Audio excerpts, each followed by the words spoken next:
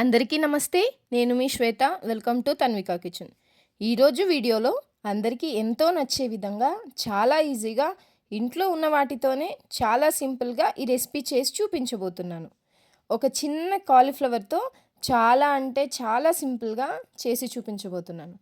ముందుగా స్టవ్ మీద ఒక గిన్నె పెట్టుకొని అందులో కొద్దిగా వాటర్ పోసుకోవాలి. అందులో ఇప్పుడు 1 టేబుల్ స్పూన్ పసుపు, కొద్దిగా ఉప్పు వేసుకోవాలి. కాస్త వేడయ్యాక మనం కట్ చేసి పెట్టుకున్న కాలీఫ్లవర్ వేసుకొని మంచిగా మరగనివ్వాలి. నేను కాలీఫ్లవర్ని 500 గ్రామ్స్ దాకా తీసుకుంటున్నాను. ఇలా మరిగిన తర్వాత కాలీఫ్లవర్ మొత్తాన్ని ఇలా జాలిగా సహాయంతో పక్కన తీసి పెట్టుకోండి. ఇప్పుడు అదే గిన్నెలో 2 టేబుల్ స్పూన్ ఆయిల్ వేసుకోవాలి. ఆయిల్ వేడయ్యాక పోపు దినుసులు ఆవాలు, జీలకర్ర, మినపప్పు, అలానే అందులో గుప్పెడు కరివేపాకు వేసుకోవాలి. కొద్దిగా వేపుకోవాలి. ఇప్పుడు ఇందులో 2 ఎండుమిర్చి మిరపకాయలను తుంచి వేసుకుంటున్నాను. తర్వాత ఇందులో తరిగి పెట్టుకున్న 2 చిన్న సైజ్ ఉల్లిపాయలు వేసుకుంటున్నాను. ఇప్పుడు మంచిగా ఫ్రై చేసుకోవాలి. ఇలా ఫ్రై అయి కలర్ చేంజ్ అయిన తర్వాత ఇందులోనే తరిగి పెట్టుకున్న 2 టమాటో ముక్కల్ని వేసుకొని కొద్దిగా మగ్గనివ్వాలి.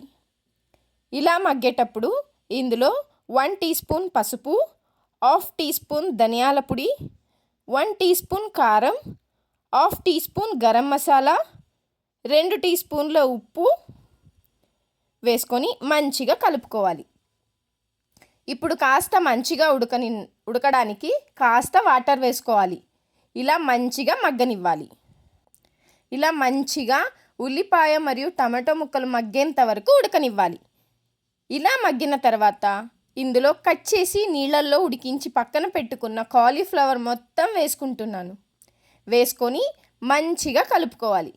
ఇలా మంచిగా కలుపుకొని చపాతీలోకి, పూరీలోకి, రైస్లోకి సర్వ్ చేసుకుంటే చాలా బాగుంటుంది. అంతే అండి. అందరికీ నచ్చేలా సింపుల్గా ఇంట్లో ఉన్న వాటితోనే ఈజీగా ఈ రెసిపీని చేసుకుంటే ఈ రెసిపీ చాలా బాగుంటుంది. మరి ట్రై చేసి టేస్ట్ చేశాక మీ ఫీడ్బ్యాక్ని కమెంట్ ద్వారా నాకు తెలియజేయండి. ఈ వీడియోని మీ ఫ్రెండ్స్కి, ఫ్యామిలీస్కి షేర్ చేయండి. మరిన్ని టేస్టీ అండ్ సింపుల్ రెసిపీ కోసం తన్విక కిచెన్ ఛానల్ని సబ్స్క్రైబ్ చేయండి.